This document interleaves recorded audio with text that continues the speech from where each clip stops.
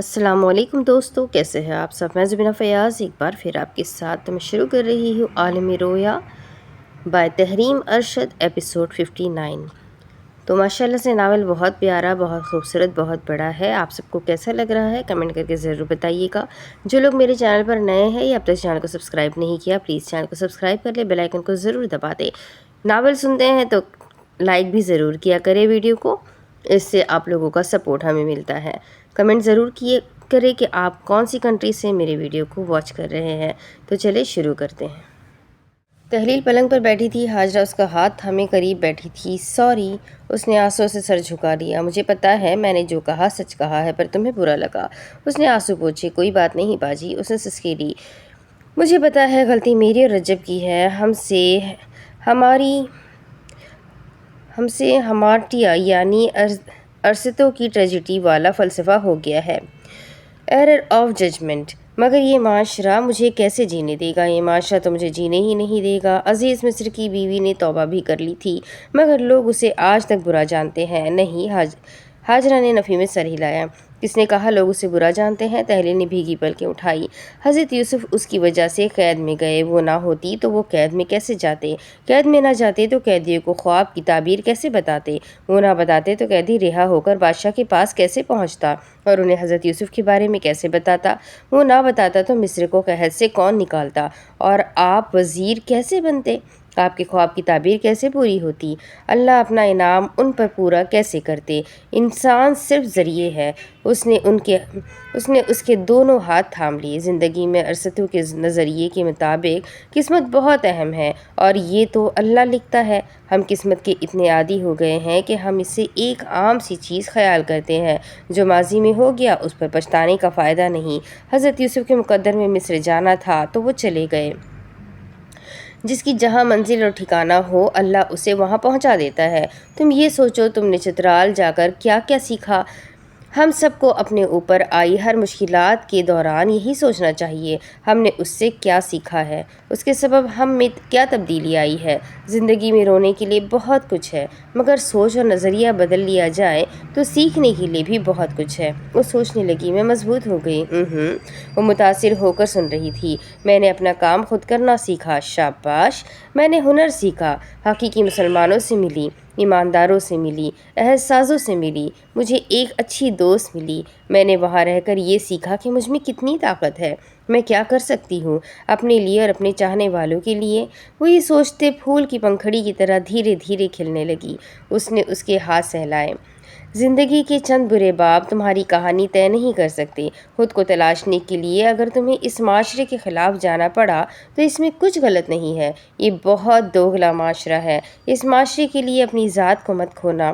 تم کو یہ 1000 روپے کا بل نہیں جس سے کسی مرد کی جیب میں چھپ کر رہنا ہے اور لوگوں کے رویوں اور خیالات پر انحصار کرنا ہے۔ تم ایک جیتی جاگتی انسان ہو جس کا خود پر پورا حق ہے۔ آج سے 10 سال بعد کسی کو یہ یاد نہیں رہے گا کہ یہاں کیا ہوا تھا۔ یہ پرانے خیالات ہے کہ عورت کا ماضی کبھی دفن نہیں ہوتا، عورت ساری زندگی بدنام رہتی ہے۔ مجھے دیکھو، آج سے 10 سال پہلے میری کتنی بدنامی ہوئی تھی، پر آج یہ بات کسے یاد ہے؟ کسی کو بھی نہیں۔ میں ایک کامیاب عورت ہوں اور ایک اچھی زندگی گزار رہی ہوں، اپنا خرچہ خود اٹھا سکتی ہوں، ایک محبت کرنے والا شوہر ہے میرے پاس، ایک چھوٹا سا خاندان، بس یہی ہوتی ہے زندگی۔ کہیں نہ کہیں لوگ اب بھی پیٹھ پیچھے باتیں کریں گے، مگر لوگ خاموش کب ہوتے ہیں؟ اور اگر تمہیں اپنے ماموں کا افسوس ہے، اگر ان کا خیال کرنے لگتی تو ایک مخلص انسان کو کھو دیتی۔ کیا تم اسے کھونا چاہتی ہو؟ اسے نفی میں سر ہلایا۔ نہیں، میں نے فیصلہ کیا ہے، میں پڑھوں گی، قابل بنوں گی اور اس کا ساتھ دوں گی، اس کے خیاطی کے بزنس کا معیار بلند کروں گی۔ میں نے اسے بہت کچھ سیکھا ہے، اب میں اسے دگنا کر کے اسے واپس لوٹاؤں گی۔ حاجہ بشاشت سے بولی۔ تو تم نے کچھ نہیں کھویا؟ مگر وہ رخت سے کہنے لگی۔ عبدالتواب نے مجھ سے کہا کہ یہ سب سردار نے کروایا ہے۔ وہ جھلا کر کہہ پڑی۔ بکواس کرتا ہے وہ، ابھی پوچھتی ہوں۔ اس کے دل کی دھڑکن تیز ہوئی۔ وہ کہتا ہے تایا ابو کی ڈیل ہوئی ہے سردار سے، وہ خود کو نارمل رکھے، اسے تسلی دے رہی تھی۔ ایسا کچھ نہیں ہے۔ تمہیں لگتا ہے رجب ایسا کچھ کر سکتا ہے؟ وہ ایسا نہیں ہے، ہم سب جانتے ہیں اسے، وہ ایسا نہیں ہے۔ اگر وہ ایسا نکلا تو میں اسے چھوڑ دوں گی۔ میں نے اس پر اپنی زندگی انویسٹ کرنے کا فیصلہ کیا ہے، اور اگر وہ غلط انسان نکلا تو یا میں اسے مار دوں گی یا خود مر جاؤں گی۔ اسے غصہ آیا تھا۔ وہ فوراً اسے بات بدلنے لگی۔ بس اب چپ ہو جاؤ، کچھ نہیں ہوگا۔ جیسے ہم نے نیکی کمائی ہوئی ہوتی ہے ویسے بدی بھی کمائی ہوتی ہے۔ آزمائش سابقہ گناہوں کا کفارہ بن کر آتی ہے۔ یہ کسی کی دین نہیں ہوتی، یہ ہماری اپنی کمائی ہوئی ہوتی ہے۔ آپ شادی کر رہی ہیں آفیشیلی؟ اس نے یاد آنے پر خوشی سے پوچھا تھا۔ اس نے اس بات میں سر کو خم دیا۔ آپ خوش ہیں؟ بہت زیادہ۔ میں دوسری بار شادی کر رہی ہوں، وہ بھی ایک ہی انسان سے۔ اور ایسا کیوں کر رہی ہے؟ اس نے نرمی سے پوچھا تھا۔ وہ سوچنے لگی۔ اس نے کبھی کسی کو برا بھلا نہیں کہا، کبھی بے مقصد کسی کا ناجائز فائدہ نہیں اٹھایا، اور کبھی بدلہ بھی نہیں لیا۔ اس نے اس ڈاکٹر کو بھی معاف کر دیا جس نے شاہ نواز کا قتل کیا، اور گوندل صاحب اسے یاد آیا۔ ٹرانسجینڈر۔ اس نے نفی میں سر ہلایا۔ بات جاری رکھی۔ اس نے مجھے کبھی اسام سے چھیننا نہیں چاہا۔ وہ بے غرض رہا، دوستی کے معاملے میں، خاندان کے معاملے میں، اور میرے بھی۔ شاز ایک کتاب ہے، ہر روز اس کی شخصیت کا ایک پہلو مجھ پر آشکار ہوتا ہے، اور مجھے اس کے ہر چہرے سے مل کر اچھا لگتا ہے۔ میں اسے مزید جاننا چاہتی ہوں۔ وہ سنتا ہے، پرسکون رہتا ہے، خادموں کی بھی عزت کرتا ہے۔ وہ اپنے مخالفوں کو بھی برا بھلا نہیں کہتا، وہ بدلہ بھی نہیں لے رہا، وہ تو بس اپنے بھائی کا چھوڑا ہوا کام پورا کر رہا ہے۔ رجب بھی ایسا ہی ہے۔ تحلیل کے لبوں سے از خود نکلا تھا۔ حاجہ نے دھیرے سے اسے دیکھا۔ جب بھی کوئی مجھے کہتا تم حاجرہ جیسی ہو، میں دعا کرتی میرا نصیب آپ جیسا نہ ہو، مگر میں سمجھ گئی میں آپ جیسی کیوں ہوں۔ اس نے مسکرا کر لب دبا لیے۔ مجھے پتا ہے رجب کچھ غلط نہیں کرے گا، وہ سردار کے ساتھ کام نہیں کر سکتا۔ حاجہ بدوقت مسکرائی۔ دوسری طرف تمہاری بیٹی کل شادی کر رہی ہے اس سے۔ اسلم سردار کے سامنے ٹانگ پر ٹانگ جمائے بیٹھا تھا۔ وہ خاموشی سے ان کی سن رہا تھا۔ میں چاہتا ہوں رجب سے اس کے خلاف گواہی دلوائی جائے۔ تمہاری بھتیجی مائنر ہے، اسے یہاں سے بھیجنے میں اس کا ہاتھ تھا، اسے اندر کروا دیتے ہیں، یہ موقع اچھا ہے۔ اس نے کچھ سوچتے ہوئے سنجیدگی سے انہیں دیکھا۔ اس میں میری بیٹی کی بدنامی ہے۔ کیسی بدنامی؟ ان کا ہاتھ ہوا میں اٹھا۔ تمہاری بیٹی کی شادی رجسٹر ہی نہیں تھی۔ وہ بڑے ضبط سے بولا۔ میں اپنی بیٹی کو خوش دیکھنا چاہتا ہوں۔ سردار بغور اسے دیکھ رہے تھے۔ اگر میری بیٹی اس کے ساتھ خوش ہے تو انہیں ساتھ رہنے دو، ہمیں بس اس سے ایک بار اسمگلنگ کروانی ہے۔ ہماری سیٹلمنٹ کے مطابق تم ایک ڈیل کے بعد اسے پریشان نہیں کرو گے، اور اس کے علاوہ اس میں میری بیٹی کے ساتھ میری بھتیجی کی بھی بدنامی ہے۔ کم عمر اور نادان ہے وہ ہمیں عورتوں کو اس سب میں ملوث نہیں کرنا چاہیے۔ وہ ذرا مسکرائے، آنکھیں زیرک تھی۔ عورتوں؟ کیا کہا؟ انہوں نے حیرت کا تاثر دیا۔ کیا الفت عورت نہیں تھی؟ کیا نسرین عورت نہیں تھی؟ تم نے جو بویا ہے وہی کاٹ رہے ہو۔ ضبط کا پیمانہ لبریز تھا۔ مجھے تمہاری بھتیجی سے کوئی لگاؤ نہیں، اور ویسے بھی تمہارا باپ پہلے ہی عدالت میں گواہی دے چکا ہے کہ تمہاری بھتیجی گمشدگی کی رات اس سے رجب کے متعلق بات کر چکی تھی۔ تو پھر اس کے بعد وہ بچی کہاں گئی؟ وہ گھر سے فرار نہیں ہو سکتی تھی، اسے اغوا کیا گیا ہے۔ یہ تمہارے باپ کے الفاظ تھے۔ تمہارے گھر کی عورتوں پر پہلے ہی تم دونوں کے کیے کا کیچڑ اچھل چکا ہے۔ اسلم نے ایک گہری سانس لی اور کہنے لگا، جو ہو چکا ہے وہ ہو چکا ہے، مگر میں مزید اپنے گھر کی عورتوں کو اذیت نہیں پہنچا سکتا۔ تم جانتے ہو میں اتنی جلدی مایوس نہیں ہوتا۔ میرے پاس کچھ اور منصوبے ہیں، بس تمہیں شاز کو قائل کرنا ہے کہ وہ بحرین جا کر وزیر داخلہ سے سیٹلمنٹ کرے اور بنگلہ دیشی اسمگلنگ کو روکے تاکہ ہمارا مال وہاں زیادہ سے زیادہ خریدا جائے۔ اب وہ اٹھنے لگا۔ چلتا ہوں۔ سردار پوری توجہ سے اسے دیکھ رہے تھے۔ میرے پاس ایک ڈیل ہے۔ وہ مڑا۔ کیسی؟ میں تمہارے خاندان کو چھوڑ دوں گا، مگر بدلے میں مجھے اسلام چاہیے۔ وہ بے تاثر چہرے سے کھڑا انہیں دیکھ رہا تھا۔ دروازے پر دستک ہوئی۔ سردار نے سر اٹھا کر دیکھا۔ رجب دہلیز پر کھڑا تھا۔ آؤ آؤ، وہ محفوظ ہو کر کہہ رہے تھے۔ سردار نے اسے جانے کا اشارہ کیا۔ سمجھانے لگا۔ رجب نے ایک نظر اسے دیکھا اور وہ اس کے قریب سے گزر گیا۔ وہ ان کے سامنے چلا آیا۔ اس نے حکم سننے کے لیے سر جھکایا تھا۔ تمہیں ایک کام کرنا ہے میرا۔ دوسری طرف گلدان سے حاجہ نے پھول اٹھایا اور صفاقی سے اسے دیکھتے ہوئے اس کی پتیاں توڑنے لگی۔ مجھے پتا ہے رجب کچھ غلط نہیں کرے گا، وہ سردار کے ساتھ کام نہیں کر سکتا۔ لڑکیوں کے خواب پھول ہے، وہ مہکنا چاہتے ہیں، اس جہاں میں اپنی مہک کو پھیلانا چاہتے ہیں، مگر ایک جملہ ان تمام خوابوں کو توڑ دیتا ہے۔ تم لڑکی ہو، پر میں وہ پھول ہوں جس کی مہک سب سے الگ اگر وہ ایسا نکلا تو میں اسے چھوڑ دوں گی۔ میں نے اس پر اپنی زندگی انویسٹ کرنے کا فیصلہ کیا ہے، اور اگر وہ غلط انسان نکلا تو بھی میں یا اسے مار دوں گی یا خود مر جاؤں گی۔ زمین پر پھول کی پتیاں بکھری ہوئی تھی۔ اس نے خالی ٹہنی کو زمین پر پھینکا۔ اب اس کی نگاہ میز پر پڑے اخبار کی سرخی پر گئی۔ وہ اخبار پر سرخی پڑھ رہی تھی۔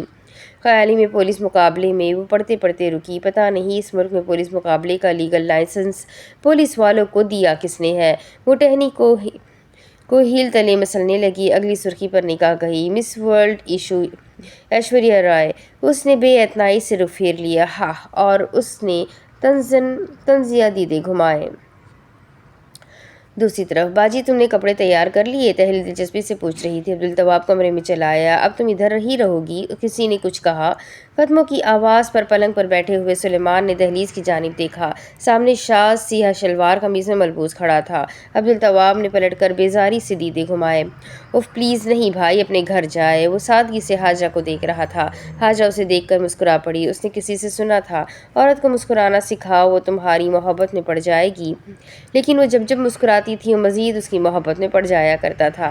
سلیمان نے ناک چڑھائی۔ ہمیں باجی کے ساتھ کچھ وقت گزارنے دے بھائی۔ تہلیل پلنگ پر بیٹھی۔ جی بالکل بھائی، بس آپ اپنے گھر جائے۔ اسے یاد آیا، وہ پوچھنے لگی کیا پہنو گی؟ وہ بتانے لگی ڈیسنٹ ڈریسنگ۔ شاذ نے لب کھولے۔ میں اور حاجرہ 2 دن کے لیے گھومنے جا رہے ہیں۔ تہلیل اور سلیمان چونک کر ایک ساتھ بولے۔ کہاں؟ عبدالتواب نے موڈ سے کہا۔ 2 نفسیاتی مریض اور کہاں جا سکتے ہیں؟ جنگلات، دیہات اور کھنڈرات کے علاوہ۔ اس کے طنز پر شاذ خفا ہوا۔ ہم ایک وادی کی سیر کرنے جا رہے ہیں، شاذ نے بتایا۔ حاجرہ نے حیرت سے گھور کر اسے دیکھا۔ آپ پنجاب سے باہر جا رہے ہیں؟ سلیمان نے حیرانی سے پوچھا تھا۔ تمہیں ایسا کیوں لگتا ہے؟ پاکستان میں سارا حسن شمال مغربی سرحدی صوبہ میں ہے۔ صوبہ خیبر پختونخوا کا پرانا نام۔ ہم پنجاب میں ہی رہیں گے۔ جمعے کی شام تم لوگوں کی دعوت ہے۔ باجی تمہارے پاس کپڑے ہیں؟ تہلیل نے پھر سے پوچھا۔ شاذ نے بیزاری سے کہا۔ اتنے کہ الماری کے 3 خانے بھرے ہیں۔ ہاں ہے، حاجرہ نے اسے بتایا تھا۔ سلیمان بشاشت سے دھیرے دھیرے تالی بجا کر بولا۔ کتنا مزہ آئے گا، ہم باجو کے گھر پہلی مرتبہ جائیں گے۔ عبدالتواب کو ایک دم خیال آیا۔ میں کوہ نور کو بھی مدعو کر دوں؟ اس نے شاذ سے پوچھا تھا۔ کوہ نور کے نام پر تہلیل نے نروٹھے پن سے حاجرہ کو دیکھا۔ وہ آئے گی تو میں نہیں آؤں گی، اس نے حاجرہ کو صاف کہہ دیا۔ شاذ بے تاثر چہرے سے اسے دیکھ رہا تھا۔ عبدالتواب بولنے لگا مگر ضبط کر گیا۔ باجی تم دیکھ لو، تمہیں کس کے آنے پر خوشی ہوگی؟ آف کورس تمہارے۔ یہ سنتے عبدالتواب کو برا لگا تھا۔ سلیمان جھٹ سے بولا یہ تو غلط ہے۔ تہلیل نے غضبناکی سے پلٹ کر اسے دیکھا تو اس نے خاموشی اختیار کر لی۔ حاجرہ اسے باور کروانے لگی۔ تم بے فکر رہو، وہ نہیں آئے گی، وہ آئے گی۔ شاذ کی آواز سن کر حاجرہ چونکی۔ کیا کہا تم نے؟ اس کی آنکھیں پھیلی۔ اس کا بھی آنا بنتا ہے۔ یہ سنتے عبدالتواب کو حوصلہ ہوا تھا۔ وہ گھر کس کا ہے؟ حاجرہ نے درشتی سے پوچھا تھا۔ میرا، اور یہ بھی میرا ہے۔ حاجرہ تاثر نہیں دے سکی۔ سلیمان بڑبڑایا۔ ٹیکس سے بچنے کی تماشے دیکھو، بس براہ نام گھر داجی کے کیا ہوا ہے، شاذ کہہ رہا تھا۔ وہ گھر صرف نکاح نامے پر تمہارا تھا اور اسے تم نے پھاڑ دیا۔ حاجرہ تڑاک پڑاک کرنے لگی۔ اس میں میرا بھی شیئر ہے، میں تمہاری بیوی ہوں۔ سلیمان انتہائی سنجیدگی سے انہیں یاد کروانے لگا۔ یہ کورٹ روم نہیں ہے جہاں مقدمہ جیتنے کے لیے سر دھڑ کی بازیاں لگائی جائے گی۔ ان دونوں نے اسے دیکھا اور پھر حاجرہ نے شاذ کو دیکھا۔ میرا خیال ہے ہمیں پرینیپٹیل ایگریمنٹ کی اشد ضرورت ہے۔ یہ سنتے وہ ہم کلام ہوا۔ مجھے اب 100% یقین ہو گیا ہے یہ عورت مادہ پرست ہے۔ کیا کہا؟ حاجرہ نے تیزی سے پوچھا تھا۔ اس نے اسے دیکھ کر نفی میں سر ہلایا۔ بس طے ہو گیا، کوہ نور میری طرف سے آئے گی۔ تہلیل نے جذباتی ہو کر حاجرہ کو دیکھا۔ باجو؟ سلیمان گویا ہوا۔ یہ خواہ کی ضد ہے باجو۔ بالکل ٹھیک کہہ رہا ہے بچہ۔ بخت روا اندر کمرے میں چلے آئے۔ شاذ نے پلٹ کر انہیں دیکھا۔ تہلیل نے حاجرہ کو دیکھتے منہ بسور لیا۔ باجو؟ حاجرہ نے اب التماس کرتی آنکھوں سے شاذ کو دیکھا۔ پلیز، اس نے سادگی سے نفی میں سر ہلایا۔ یہ غلط ہے۔ بن بولے وہ اشاروں میں بات کر رہے تھے۔ حاجرہ سخت غصے سے بولی۔ تمہیں زیادہ جج گیری کا شوق ہے تو جج بن جاؤ۔ حاجرہ بیٹی، بخت روا نے اسے سنجیدگی سے دیکھتے ہوئے نہیں کا اشارہ کیا۔ کیا کروں گا جج بن کر؟ شاذ نے یہ پوچھتے کندھے اچکائے۔ جب ساری زندگی انفیریئر لیول پر جج گیری کرنی ہے، پی ایم اے سے کیڈٹ نکل کر چیف آف آرمی بننے کے خواب دیکھ سکتا ہے، لیکن ایک وکیل چیف جسٹس بننے کے خواب نہیں دیکھ سکتا۔ فی الحال تو یہ سلیکشن جو جوڈیشری کے انڈر ہے، کل پتہ چلے سیاسی ہو جائے۔ یہ کہتے وہ پلٹ گیا اور جاتے جاتے 18ویں ترمیم کی پیشن گوئی کر گیا تھا۔ وہ اس کا تعاقب کرنے لگی۔ ایسا نہیں ہے شاز۔ عبدالتواب سلیمان دہلیز کی جانب چلے آئے اور وہ اور بخت روا وہیں دہلیز پر کھڑے انہیں دیکھ رہے تھے۔ یہ شروع ہو گئے ہیں؟ عبدالتواب نے ان سے پوچھا تھا۔ بخت روا خاموشی سے انہیں دیکھ رہے تھے۔ ایسا ہی ہے، فیور لوٹانے کی اجاہداری چلتی ہے بس۔ تم اتنا سچ کیوں بولتے ہو شاز؟ ہاجرہ خفگی سے پوچھ رہی تھی۔ ہمیشہ ایسا نہیں ہوتا، لیکن اکثر ایسا ہی ہوتا ہے بیٹا، اب اتنا بھی مایوس نہیں ہوتے۔ بخت روا کے کہنے پر شاز نے لب کھولے۔ ہاں، ہم کون ہوتے ہیں بولنے والے؟ یوتھ کون ہوتی ہے بولنے والی؟ اس نے معذرت خواہانہ انداز میں بخت روا کو ہاتھ دکھایا۔ معذرت داجی۔ بخت روا لب بھیج کر رہ گئے۔ نوجوانوں کی حیثیت تو اس ملک میں براہ نام ہے، یہ تو اپنی رائے دے ہی نہیں سکتے، خاص طور پر سیاست پر۔ ملک میں چاہے نوجوان کی کثرت ہو، لیکن پالیسیاں بابوں نے ہی بنانی ہے۔ وہ بابے جو آنے والی ٹیکنالوجی اور جدید سسٹم کے متعلق کچھ جانتے ہی نہیں، اور کوئی نوجوان سیاست پر بات ہی نہیں کر سکتا۔ حالانکہ حقیقت یہ ہے، پاکستان بنانے میں قائد اعظم کے ساتھ کالجوں کے نوجوانوں کا سب سے اہم کردار تھا۔ اسے اچانک یاد آیا، انگلی اٹھی۔ لیکن آپ داجی، آپ اگلی مرتبہ بھی رشتہ داری اور برادری والوں کا خیال کر کے ہی ووٹ دیجیے گا، چاہے حکومت اگلی بار بھی پوری نہ ہو، اور انشاءاللہ اگلی بار نہیں، لگاتار نہیں ہوگی۔ عبدالتواب نے گلا صاف کیا۔ وہ دونوں اس کی جانب متوجہ ہوئے۔ آپ جیسے لوگ جو ہمیشہ سسٹم سے مین مخ نکالتے ہیں نا، ایسے لوگوں کے لیے مارشل لاء ہی ٹھیک رہتا ہے۔ جواباً وہ دونوں بے ایک وقت میں غصے سے بولے۔ تم چپ بیٹھو۔ ہاں، حاجرہ نے شاز کو دیکھتے تائید کی۔ پتہ ہی نہیں کچھ مارشل لاء لگوانا ہے؟ عبدالتواب استفسار کرنے لگا۔ کیا اس نے ہماری آرمی کو مضبوط نہیں کیا؟ حاجرہ نے ناراضی سے بخت روا کو دیکھا۔ داجی سمجھائے اسے۔ سلیمان نے ناسمجھی سے پریشانی میں 2 انگلیاں لبوں سے لگائے بخت روا کو دیکھا۔ وہ اسے سمجھانے لگے۔ جھلے فوج سے محبت ہمارے محافظ ہونے کے لیے کی جاتی ہے، جبراً حکومت کے لیے نہیں۔ حاجرہ باہر کی جانب شاز کے پیچھے جانے لگی۔ دعوت کے لیے کیا پہنو گے؟ جا رہا ہوں دیکھنے۔ میں بھی چلتی ہوں، میرے ڈریس سے میچ کر کے پہننا۔ شاز برہم ہوا۔ مجھے مہمانوں کے سامنے دلہا ہی دیکھنا ہے، خواجہ سرا نہیں۔ تحلیل کمرے سے باہر آنے لگی۔ یہ باجی پھر بھائی کے ساتھ جا رہی ہے؟ عبدالتواب نے بے بسی سے بخت روا کو دیکھا۔ میں کہتا ہوں نا، یہ نفسیاتی مریض ہے۔ ابھی بحث کر رہے تھے، پھر بات کرتے کرتے باہر نکل گئے۔ حاجرہ کہنے لگی، او ہو، میرا نیا نکو ڈریس ہے، اور ایمبرائڈری اور اومبری بلو اور گرے کو مکس کر کے جو کلر بنتا ہے وہ۔ اسے یاد آیا۔ 1 منٹ، میں بیگ تو لے کر آؤں۔ شاز نے اس کا ہاتھ گرفت میں لیا اور بولا، خیر ہے، پیسے تو میں نے ہی لگانے ہیں، یہ بھی ہے۔ وہ گیٹ عبور کر کے گھر سے باہر نکل گئے اور صحن میں آتے ہوئے بخت روا اور ان کے پوتے پوتی حیرت سے انہیں دیکھتے رہ گئے۔ تنگ گلی کے بازار کے باہر مستحسن نے گاڑی لگائی ہوئی تھی۔ وقفے بعد لوگ گلی سے گزر کر باہر نکل رہے تھے۔ ایک لمحے خریدار اندر کی جانب جاتے اور اگلے لمحے باہر کو آتے۔ شاز حاجرہ سے کہنے لگا، مجھے موکل سے ایک ڈاکیومنٹ لینا ہے، تم رکو ذرا۔ اچھا، جواباً وہ تیزی سے کہنے لگی، میں یہاں لیڈیز شاپ میں ہوں، تحلیل کا جوڑا لینا ہے۔ اس کے پاس دعوت میں پہننے کو کچھ نہیں ہے۔ اس نے جیب سے بٹوا نکالا۔ میں واپس کر دوں گی۔ مجھے اچانک سے یاد آ گیا، اس کی مغربی نسوانیت کو اس پر انحصار کرنے کا خیال کچھ زیادہ اچھا نہیں لگا تھا۔ شاز نے اس کا ہاتھ پکڑ کر ہتھیلی پر پیسے رکھے۔ وہ رجب کی بیوی ہے، اور رجب مجھے بہت پیارا ہے۔ یہ کہتے وہ ذرا مسکرایا تھا۔ حاجرہ تاثر نہیں دے سکی۔ ساتھ چوڑیاں اور ملا کر جویلری بھی دیکھ لینا۔ وہ گاڑی کا دروازہ کھولنے لگا۔ حاجرہ نے ایک گہری سانس لے کر اپنی مٹھی میں شاز کے پیسوں کو دیکھا اور پھر دروازہ کھولنے لگی۔ وہ دائیں جانب کو جانے لگا۔ حاجرہ اندر بازار کی طرف جانے لگی۔ انتہا کا رش تھا، مگر وہ اطمینان سے چلتی رہی۔ قریب سے سیاہ چادر میں جھولتا ہوا شخص گزرا، غالباً نشے میں دھت تھا۔ وہ محفوظ ہوئی۔ انگلستان میں انگریز سارا دن شراب پیتے تھے اور تب جا کر رات کو ان کو چڑھتی تھی۔ یہاں پاکستانی ایک گھونٹ لگاتے ہیں اور حشر ہو جاتا ہے۔ نی کڑیے، آواز پر اس نے سامنے دیکھا۔ کپڑے کی دکان سے دکاندار کپڑے کا تھان اتار رہا تھا۔ ٹھپ ٹھپ ٹھپ، تیری چنی کتھے؟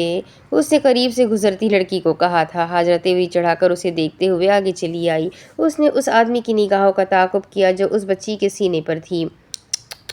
وہ افسوس کرتے دکان کی جانب آنے لگی۔ اتنا کمزور ایمان ہے تمہارا جو 6 سال کی بچی کی چنی کے نہ ہونے پر خطرے میں پڑ گیا ہے۔ آواز پر اس آدمی نے اسے دیکھا۔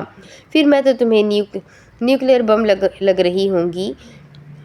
انداز طنزیہ تھا۔ وہ تنقیدی نظروں سے اسے دیکھتے ہوئے بولا، لال کافروں کے ملک سے لگتی ہو؟ وہ دھیان رکھنے کے لیے پلٹا۔ وہ کم عمر بچی خاموشی سے نکل گئی۔ وہ اب پھر سے مڑا۔ پازیب کی چھنک پر اس نے نظر ترچھائی۔ دکاندار کی نظر خواجہ سرا پر گئی۔ وے اللہ واسطے کشتے دے۔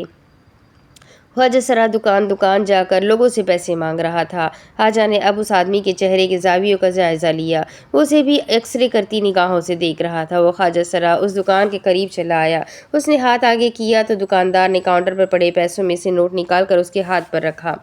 ہاجرہ کی آنکھیں پھیلی۔ خواجہ سرے کو بھی نہیں چھوڑا؟ در حقیقت ہجڑا یہ نہیں، ہجڑا یہ ہے نا مرد نامرد وہ ہوتا ہے جس کا اس کی ہوس پر کنٹرول نہیں ہوتا۔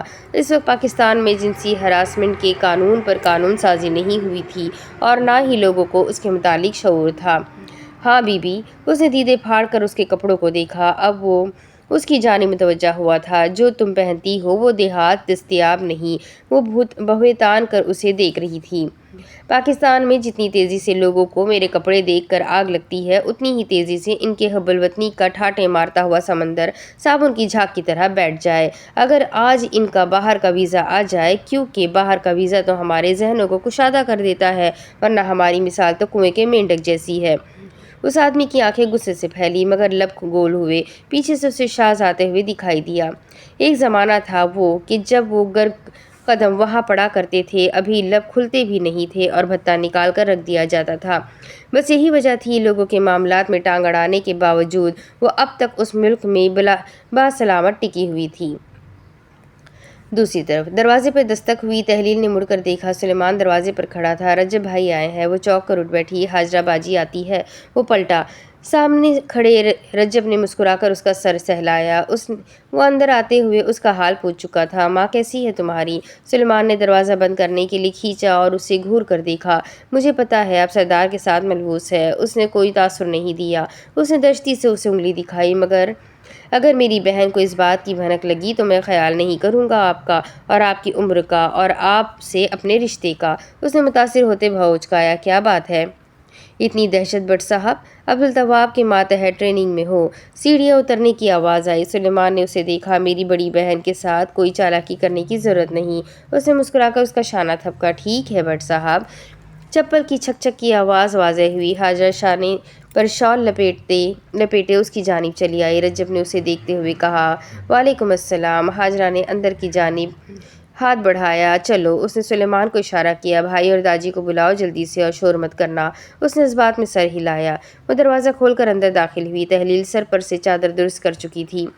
ہاجرہ اندر داخل ہوئی۔ اس نے سر اٹھا کر عقب پر کھڑے رجب کو دیکھا۔ لبوں پر نرم مسکراہٹ اتری۔ ہاجرہ نے اسے صوفے پر بیٹھنے کا اشارہ کیا۔ بیٹھو۔ تہلیل پلنگ پر بیٹھ گئی۔ دروازے پر ہلکی دستک ہوئی۔ ضعیف آواز سنائی دی، ہاں بچوں۔ سامنے رجب کو دیکھ کر وہ رسماً بولے، السلام علیکم۔ اس نے اس بات میں سر ہلا کر کہا، وعلیکم السلام۔ وہ رجب کی جانب آنے لگے تو وہ اٹھنے لگا۔ بیٹھے رہو۔ انہوں نے بیٹھتے ہوئے اس کی پشت تھپکی، جیتے رہو۔ سلیمان دروازہ کھول کر اندر چلا آیا۔ آ رہے ہیں۔ ہاجرہ نے اسے انگلی دکھائی، جا کر شربت لے کر آؤ۔ وہ ضبط سے آنکھیں موند کر پلٹا، انسان گدھا بن جائے پر گھر میں چھوٹا نہ بنے۔ رجب نے ایک گہری سانس لی اور بلا تمہید کہا، میں باعزت بری ہونا چاہتا ہوں۔ ہاجرہ سنجیدگی سے اسے دیکھ رہی تھی۔ تہلیل نے ایک نظر اسے دیکھا اور پھر ہاجرہ کو دیکھنے لگی۔ تم عدالت کا وقت ضائع کرنا چاہتے ہو؟ اس کی سزا جانتے ہو؟ اور کیا آپ کو کسی کی عزت کا تماشا بنانے کی سزا، بغیر لائسنس کے اسلحہ استعمال کرنے کی سزا، دہشت پھیلانے کی غرض سے فائرنگ کرنے کی سزا، اقدام قتل کرنے کی سزا، تعزیرات پاکستان کے سیکشن 182 کے مطابق چھوٹا مقدمہ کروانے کی سزائیں معلوم ہے آپ کو؟ آپ لوگوں کا راضی نامہ کر کے صلح کرنے سے میرا کیا ہوگا؟ ہاجرہ لمحے بھر کے لیے دنگ رہ گئی۔ سامنے میز پر ایک کاغذ گرا۔ رجب نے سر جھکا کر دیکھا۔ وہ سر اٹھایا۔ سامنے عبدالتواب کھڑا تھا۔ ہاجرہ چوکی۔ صفاقی سے کہنے لگا، کیا یہ لائسنس تمہیں دہشت گردی پھیلانے کی اجازت دیتا ہے؟ ویسے مجھے حیرت ہے۔ وہ محفوظ ہوا۔ وہ اس پر کراس FIR کروانا چاہتا تھا۔ اس وقت انسداد اس وقت انسداد دہشت گردی ایکٹ متعارف نہیں ہوا تھا، اس لیے راضی نامہ ہو سکتا تھا۔ حاجہ نے لب کھولے۔ ذاتی اناج دہشت گردی کے زمرے میں نہیں آتا۔ بخت روا صم بکم تھے۔ سلیمان سینی میں شربت لیے آیا۔ لو جی، عبدالتواب نے اسے شانے سے موڑا۔ باہر جاؤ، بڑے بات کر رہے ہیں۔ وہ غصے سے مڑنے لگا۔ 1 منٹ، مگر اس نے اسے دھکا دیا۔ باہر، اور وہ چڑچڑا کر باہر جانے لگا۔ رجب کچھ سوچنے لگا۔ فائرنگ سے متعلق میرے پاس بھتہ خوری اور لوگوں کو چرس پر لگانے والے الزامات کی بھی آپشنز ہے۔ حاجہ کہنے لگی، تم اس آپشن کو رد کر دو تو بہتر ہے۔ اگر وہ لوگ گواہی دیں گے تو بحیثیت جن کی انہیں بھی سزا ہو سکتی ہے۔ وہ بے آواز ہنسا۔ گواہیوں کو مسترد کرنا، لوگوں کے منہ بند کروانا کتنا آسان ہے نا آپ کے لیے باجی۔ وہ یاد کرنے لگا۔ میں نے کہیں آپ ہی کا کیس پڑھا تھا۔ وہ بغور اسے دیکھ رہی تھی، جہاں ایک ریپ کیس میں ملزم کی رپورٹ نے اسے نامر ثابت کر دیا اور بریت ہو گئی۔ حاجہ نے سینے سے بازو باندھ لیے۔ سردار کے لیے کر رہے ہو یہ سب؟ اس سب میں تحلیل چوکی تھی۔ وہ ہمیں لڑوانا چاہتا ہے اور میں ایسا نہیں ہونے دوں گی، اور ہونا بھی ایسا ہی چاہیے۔ وہ سادگی سے کہہ رہا تھا، میں باعزت بری ہونا چاہتا ہوں۔ اپنے کردار سے زیادہ انسان کو اور کچھ پیارا نہیں ہونا چاہیے۔ اگر مجھے سرکاری وکیل کرنا پڑا تو ایڈوانس میں آئی ایم سوری۔ یہ سب میں اپنے اور تحلیل کے لیے کر رہا ہوں۔ اس نے تحلیل کو دیکھا۔ زندگی انویسٹ کی ہے اس نے مجھ پر اپنی، اتنی سستی تھوڑی ہے اس کی زندگی۔ لہجے میں طنز تھا، اس کا دل دکھا تھا۔ میں تو لٹ گئی، بے اختیار لبوں سے نکلا تھا۔ عبدالتواب مٹھیاں بھیجے ہوئے کھڑا تھا۔ کیا آپ چاہتی ہے آپ کی بہن کو ساری زندگی ایک بد کردار سمجھا جائے؟ تم حق پر ہو، حاجرہ نے انتہائی شگفتہ انداز میں کہا تھا، مگر اس نے انگلی اٹھائی۔ تمہاری اپنی بھابھی نے کورٹ میں بیان دیا ہے کہ کیزیا نے اس سے تمہارے اور تحلیل کے معاشقے کا ذکر کیا تھا۔ فی الحال کیزیا کو باہر نکالنا زیادہ ضروری ہے، اور میری تمہارے آنے سے پہلے ری ٹرائل کی درخواست رد بھی ہو چکی ہے۔ تم جو چاہ رہے ہو وہ تمہارے لیے ضروری ہے، مگر جس وجہ سے تم یہ سب کر رہے ہو وہ غلط ہے۔ And let me tell you, میرے بھائی نے تمہاری ماں کو نہیں مارا، تمہاری بہن کو کسی پولیس والے نے ہاتھ نہیں لگایا، اور میں نے تو یہ بھی سنا ہے تمہاری بہن اپنے شوہر کے ساتھ رہنا نہیں چاہتی تھی، اس لیے اس نے اس موقع سے فائدہ اٹھایا ہے، اور تمہارے بہنوئی سے میری ملاقات ہوئی تھی۔ اس نے بھاؤ اٹھا لیا۔ وہ تمہاری اماں کی وفات سے پہلے تمہارے والد سے بھی ملا تھا۔ لیکن عبدالتواب کی غلطیاں ناقابل معافی ہے۔ وہ غصے سے چلا پڑا۔ رجب، عبدالتواب غصے سے آگے بڑھا۔ تحلیل جذبہ ہوئی۔ باہر سلیمان ڈائلر پر تیزی سے انگلی گھما رہا تھا۔ اس نے کان سے ریسیور لگایا ہوا تھا۔ ہیلو، رجب اور عبدالتواب کی باہر تک آواز آئی۔ چلاؤ نہیں، شاز اس پار آوازیں سن کر بولا۔ کون؟ کیا ہوا سلیمان نے تیزی سے بتایا، شاز بھائی، رجب بھائی آئے ہیں اور بہت بدتمیزی کر رہے ہیں، آپ جلدی آ جائیں۔ اچھا، اس نے فی الفور ریسیور رکھا۔ تابع پاگل پن مت کرو۔ بخت روا نے اسے روک دیا۔ عبدالتواب وہ ٹھہر گیا۔ رجب شدید خفگی سے کہنے لگا، اس کی وجہ سے پولیس میرے والد کو تھانے میں لے گئی۔ حاجرہ کہنے لگی، اور جب عدالت میں یہ پوچھا جائے گا کہ تم اتنا وقت کہاں تھے، کیا جواب دو گے؟ کیا وہ تم نہیں تھے جو تحلیل کو چھوڑ کر ملک سے باہر جا رہے تھے؟ کیا تمہیں نہیں پتا تھا تم اسمگلر کی جماعت کے ساتھ باہر نکل رہے تھے؟ میں نہیں جانتا، وہ بے باکی سے بولا۔ تحلیل بے اختیار ہوئی۔ تمہیں سب پتا تھا؟ حاجہ اسے تنبیہ کرنے لگی۔ دیکھو رجب، یہ سارا تماشا عدالت میں لگے گا، کیونکہ تم چاہتے تو اس پیشکش کو رد کر سکتے تھے، مگر تم نے اس آپشن کو استعمال کیا۔ تم باہر جانا چاہتے تھے۔ تمہیں اس چیز سے کوئی غرض نہیں تھی کہ وہ طریقہ لیگل تھا یا کہ اللیگل۔ عدالت کو کون بتائے گا یہ سب؟ اس نے سادگی سے پوچھا تھا۔ میں خوفزدہ تھا، اس لیے میں غائب تھا۔ اس نے ضبط سے ایک گہری سانس لی۔ وہ کچھ کہنے لگی اور رکی۔ میں خالی باعزت بری ہونا چاہتا ہوں، مجھے اور کچھ نہیں چاہیے۔ رجب کی بات سن کر اس نے کہا، ٹھیک ہے، ایک بات یاد رکھنا، اس سب سے عدالت میں تحلیل اور کوہ نور کی عزت کا تماشا لگے گا۔ کیا تماشا پہلے نہیں لگ چکا باجی؟ حاجرہ نے لب دبا لیے۔ اگر تحلیل کا لگا ہے تو یہ عبدالتواب سارے فساد کی جڑ بے قصور بنا کیوں بیٹھا ہے؟ رجب، عبدالتواب اس پر چنگھاڑا، اپنی آواز پست رکھو۔ اس نے اسے سختی سے انگلی دکھائی۔ تحلیل بچی نہیں تھی جو اس کی باتوں میں آ گئی۔ تحلیل کر بھری نظروں سے اب کبھی عبدالتواب کو دیکھ رہی تھی تو کبھی رجب کو۔ بخت روا کا سر مکمل طور پر جھک گیا تھا۔ اور تم بھی بچے نہیں تھے جس کا اپنے جذبات پر کنٹرول نہیں تھا۔ رجب اٹھ کھڑا ہوا۔ حاجہ درمیان میں آئی۔ بچوں، رک جاؤ۔ اس نے رجب کو پیچھے کیا۔ بخت روا اٹھے۔ تمہاری ہمت کیسے ہوئی مجھے مارنے کے متعلق سوچنے کی بھی؟ ہاں، عبدالتواب کے ڈر کی وجہ سے ہم یہاں سے فرار ہوئے تھے۔ کیا واقعی تم میرے ڈر سے فرار ہوئے تھے؟ اس نے پتلیاں سکیڑ لی۔ کیا وہ تم نہیں تھے جس نے شاز بھائی کے ڈرائیور کو مارا تھا؟ تحلیل کھڑی ہوئی، اس نے ایک گہری سانس لی، وہ مزید وہاں نہیں ٹھہر سکتی تھی۔ رجب لمحے بھر کے لیے حرکت نہیں کر سکا۔ کیا وہ تم نہیں تھے؟ حاجہ نے عبدالتواب کو پیچھے دھکا دیا۔ دیکھو، یہ صرف ایک غلط فہمی ہے جو کہ بہت بڑی ہو چکی ہے، ہم اسے سلجھا لیں گے۔ بخت روا رجب کو بٹھانے لگے۔ کیسے؟ رجب نے اسے دیکھا۔ اس طرح۔ تحلیل نے سرخ چہرے سے اسے دیکھا اور آگے بڑھ کر زور سے اس کے منہ پر تھپڑ رسید کر دیا۔ حاجہ تاثر نہیں دے سکی۔ تم یہ سب اپنے اور میرے لیے کر رہے ہو؟ واقعی میں؟ وہ اس پر چلا پڑی۔ کیا واقعی میں؟ رجب نے صبر سے مٹھیاں بھیج لی۔ جو کرنا ہے کرو، مگر اس گھر میں مزید تماشا مت لگاؤ۔ اور وہ جانے کے لیے پلٹی۔ وہ مڑی۔ ایک منٹ، بلکہ آئی مائی سیلف، میں خود عدالت میں گواہی دوں گی میرے ساتھ کیا ہوا تھا۔ یو ڈونٹ وری، ہمیں اس سب سے کوئی مسئلہ نہیں، کوئی مسئلہ نہیں۔ وہ حلق کے بل جھکی۔ مگر یہ جس کے کہنے پر تم کر رہے ہو نا، وہ ٹھیک نہیں ہے۔ اس کی آنکھیں سرخ ہو گئیں۔ ہمیں پتہ ہے ہم میں بہت خامیاں ہیں، مگر ہمارے سر پر کوئی نہیں تھا، صرف ہمارے داجی تھے۔ ہم نے ٹوٹتے ہوئے گرتے ہوئے خود کو سنبھالا ہے۔ So you have no right to judge as you have no right۔ آنکھ سے آنسو ٹوٹے۔ اور یہ عبدالتواب، اس نے اسے دیکھا، مجھے بالکل بھی نہیں پسند، بالکل بھی نہیں، مگر اب جو تم نے کیا ہے نا، اس کی بھی دینے کو میرے پاس کوئی وضاحت نہیں ہے۔ میں نے ماضی میں بہت غلطیاں کی ہیں اور ان غلطیوں سے بہت کچھ سیکھا ہے، and I am very proud of myself، اور یہ چیز میں ماننے کے لیے تیار ہوں۔ وہ پلٹ کر بڑے بڑے ڈگ بھر کر جانے لگی۔ حاجہ نے افسوس سے آنکھیں موند لی۔ عبدالتواب بھی جانے کے لیے مڑا۔ حاجہ پلنگ پر بیٹھ گئی۔ رجب اٹھنے لگا۔ کل سرنڈر کر دوں گا، یاد رہے میری بیل آپ نے کروائی ہے۔ بہت تھک گیا ہوں چھپ چھپ کر۔ اس نے پلکیں اٹھا کر اسے دیکھا۔ اب میں اور عبدالتواب بچے نہیں جن کی لڑائی اتنی آسانی سے سلجھ جائے۔ میرے اللہ پناہ بخت روا نے سر پکڑ لیا۔ کس راہ پڑ گئے یہ بچے؟ وہ بھیگی ہوئی پلکوں سے رجب کو کمرے سے جاتے ہوئے دیکھ رہی تھی۔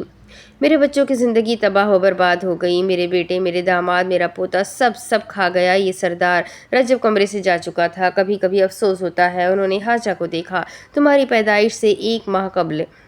وہ غور سے ان کی سن رہی تھی۔ تمہارا باپ لاہور میں پکڑا گیا تھا، میں اور تمہاری دادی بوڑھے تھے، بار بار لاہور نہیں جا سکتے تھے۔ کسی نے کہا کہ آئی جی صاحب کے پاس جاؤ۔ ان کے پاس گئے تو بندوں نے کہا پہلے ڈی آئی جی کے پاس جائیے، وہ بات نہ سنے تو یہاں آئیے گا۔ صبح 9 کے دھوپ میں بیٹھے اور دوپہر 1 تک انتظار کرتے رہے۔ اندر گئے تو معلوم پڑا عرضی لانی تھی، عرضی نہیں تھی تو شاید رشوت لی تھی انہوں نے۔ پھر مجھے افسر نے عرضی لکھ کر دی، ڈی آئی جی آئے تو اپنی عرضی انہیں سنائی۔ کہا لاہور کے چکر بار بار چکر نہیں لگا سکتا، یہاں اسے منتقل کر دے۔ اسے ہم پر رحم آ گیا۔ کہا پکڑوانے والوں پر الٹا پرچہ کر دیتے ہیں۔ کیا بتاتے، اپنا ہی بیٹا گنہگار ہے، تمہاری دادی سے رہا نہیں گیا۔ اس نے رو دھو کر اپنی جانب سے کہانی سنا دی۔ تمہارا باپ بری ہو گیا، بہت سمجھایا اسے، اب یہ کام مت کرنا۔ کچھ دن وہ کہتا رہا اب سے ایسا نہیں کروں گا۔ تمہاری دادی کا خیال تھا اولاد ہوگی تو سدھر جائے گا، مگر انہوں نے انگلی اٹھا کر اسے دکھائی۔ وہ نفی میں سر ہلانے لگے۔ نہیں، وہ سسک پڑے۔ مگر نہیں، ساری خطا ہے میری۔ ان کا سر جھک گیا۔ میں اپنے بچوں کی خوشیاں کھا گیا، میں گنہگار ہوں تمہارا۔ آنکھ سے آنسو ٹوٹ کر گرا، پلکیں جھک گئی۔ اپنے ارد گرد اس سے ہر شخص بے حد سیاہ لگنے لگا تھا۔ کیا دنیا پہلے سے اتنی سیاہ تھی یا اب ہو گئی تھی؟ اسے ایسا لگنے لگا تھا جیسے سیاہ کے سوا دنیا میں اور کوئی رنگ ہی نہیں تھا۔ اسے اپنا باپ بہت سیاہ لگتا تھا، مگر آج اسے اپنے داجی اس سے بھی زیادہ سیاہ لگ رہے تھے۔ اسے نیلوفر بہت سیاہ لگتی تھی، مگر کوہ نور اور رجب اس سے بھی زیادہ سیاہ لگنے لگے تھے۔ رجب باہر کا گیٹ کھول کر نکلنے لگا۔ رجب، تحلیل کی نم آواز اس کے کانوں میں پڑی۔ وہ سیڑھیوں میں وہیں کھڑی تھی جس رات اس نے اس سے معافی مانگی تھی۔ وہ اس تاریک منظر کو اب بھی دیکھ سکتا تھا۔ اس نے کن اکھیوں سے اسے دیکھا۔ پلیز مت کرو ایسا۔ اس کے لبوں پر ایک دلگیر مسکراہٹ اتر آئی تھی۔ تم نے کہا تھا نا اپنے لیے بولوں، نہیں بولوں گا تو دنیا مجھے کھا جائے گی۔ دنیا مجھے کھا چکی ہے تحلیل۔ کوئی فائدہ نہیں، حاجرہ کی آواز صحن میں گونجی۔ رجب پلٹا۔ تحلیل نے نیچے کھڑی حاجرہ کو دیکھا۔ وہ سنجیدگی سے اسے دیکھ رہی تھی۔ وہ رجب کے سامنے چلی آئی۔ جس رجب کو تم جانتی تھی یہ وہ رجب نہیں، یہ رجب تو شیطان بن گیا ہے۔ رجب نے گیٹ کھولا۔ اور ایک شیطان کی وکالت شیطان کی وکیل ہی کر سکتی ہے۔ اس کے طنز آمیز جملے پر حاجرہ کا غصے سے ہاتھ اٹھا۔ دروازے پر ٹھک کی آواز آئی۔ وہ رکی۔ شاز اندر چلا آیا۔ نہیں پلیز حاجرہ۔ شاز اسے سامنے سے آتے ہوئے دکھائی دیا۔ بچہ ہے، تحلیل ریلنگ کو تھامے آگے آئی۔ شاز اسے درخواست کر رہا تھا۔ بچہ ہے؟ رجب کو سردار کے الفاظ یاد آنے لگے۔ تمہیں پتا ہے وہ تم سے کتنی محبت کرتا ہے؟ وہ قہر آلود نظروں سے اسے دیکھ رہی تھی۔ بچہ نہیں ہے، یہ شیطان بن گیا ہے۔ اس نے ابھی مجھے دھمکایا ہے کہ اگر میں اس کا کیس نہیں لوں گی تو یہ ہمیں بدنام کر دے گا۔ میں اپنی گواہی میں آپ کی شادی کے متعلق بھی بات کروں گا۔ حاجرہ آگے ہاتھ لائی۔ شاز نے آگے بڑھ کر اسے پیچھے کیا۔ اور بچہ ہے، جذباتی ہوا ہے، کچھ مت کہو۔